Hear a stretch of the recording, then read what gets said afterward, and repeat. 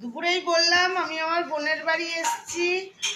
হ্যাঁ, আর রান্না বান্না আজকে ওই জন্য আর বাড়িতে ছিলাম না, ডাক্তার দেখাতে গেছিলাম।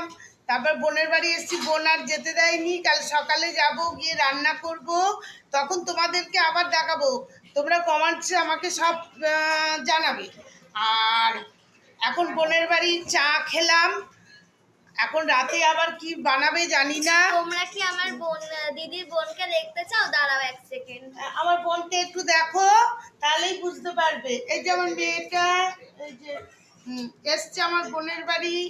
আর আমার বোনটাকে দাঁড়াও দেখাচ্ছি। ও এখন চা হয়েছে তো, চাটা বাসন টাসনগুলো ধুচ্ছে। আর রাত্রেবেলা আবার কি বানাবে ইচ্ছে আছে ওর, কি বানাবে অনেক খাওয়াবে।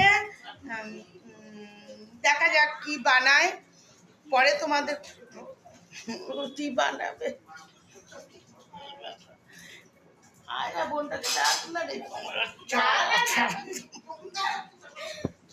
এক সেকেন্ড ফ্রেন্ডস। তারপরে সন্ধ্যেবেলা আমাদের আবার গপু সোনা আছে, তা সে আবার খাবে, খেয়ে শোবে। এই যে আমার বোনটা এই যে চা টা করলো, দেখো ফ্রেন্ডসরা, এই যে দেখো কমেন্টস দিচ্ছে।